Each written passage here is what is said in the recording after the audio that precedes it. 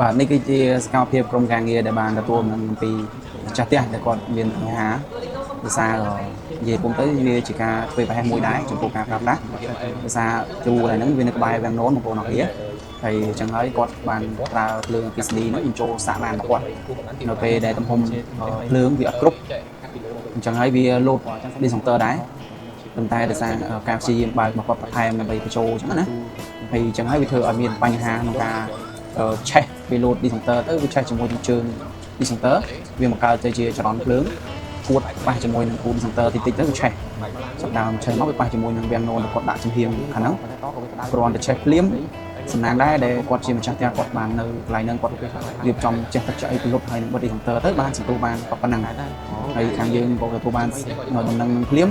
គាត់បានតាក់ទងមកខាងយើងភ្លាមយើងក៏ទទួលឆៃសេវាកម្មភ្លាមហើយបងប្អូនមើលតាមទស្សនវិជ្ជាទៅគឺជញ្ជាំងខ្មៅរលតែម្ដងជញ្ជាំងខ្មៅហើយវាលោតវាឆេះដល់ខាងលើទៀត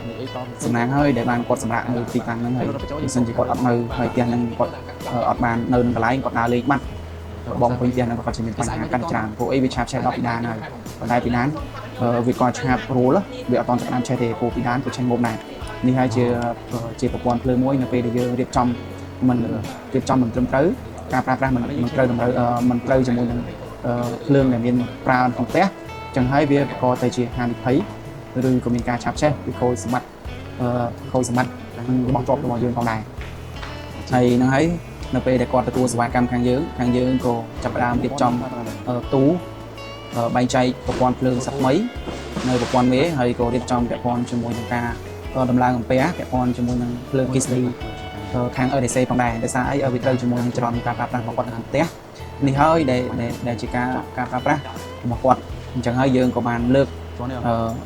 ការងារដែលមានស្តង់ដារជូនគាត់ប៉ុន្តែគាត់អត់ធ្វើច្រើនដោយសារគាត់ខ្វះអធិការដែរអញ្ចឹងហើយក៏យើងរៀបប្រព័ន្ធទូខាងមុខហើយនឹងផ្លាប់ដូរខ្សែតម្លើងពែជូនគាត់ដើម្បីគាត់ប្រើប្រាស់ទៅមានសុវត្ថិភាពជាងមុនអញ្ចឹងណា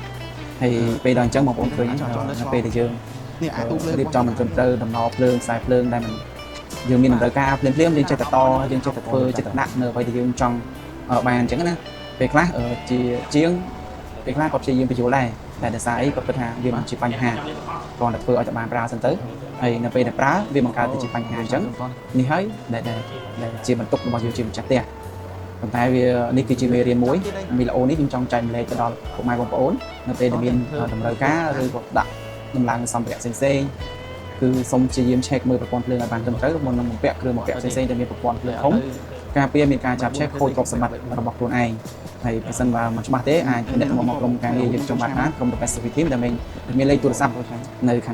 ខាងក្រោម link ហ្នឹងហើយក៏អាចទំនាក់ទំនងមកសួរសាកសួរព័ត៌មានបន្ថែមក៏បានដែរបើសិនជាអត់ទេក៏អាចតាក់ទងជាមួយនឹងជាងដែលគាត់មានបច្ចេកទេសផ្សេងៗដែលគាត់កំពុងតែមានសេវាកម្មនៅយើងផងដែរអញ្ចឹងយើងអាចតាក់ទងសាកសួរឬក៏ឲ្យគាត់ត្រួតពិនិត្យទៅក្រៅពីក្រុមខ្ញុំក៏អត់ជាបញ្ហាដែរនេះហើយជាគេហៅថាការពារសុខភាពខ្លួនយើងផងដែរនឹងហើយជាចុងក្រោយក៏អរគុណច្រើនចំពោះអតិថិជនក្រុម The Best Service Team ដែលតែងតែកន្លងមកគ្រប់គ្រងសេវាកម្មយើងខ្ញុំហើយតែងតែហៅទៅ check មើលទូកនឹងធ្វើក៏ហៅទៅ check ទទួលពិនិត្យវាតម្លៃជូនដែរបងប្អូនអរគ្នាបាទជាចុងក្រោយសូមអរគុណច្រើនសូមជម្រាបលា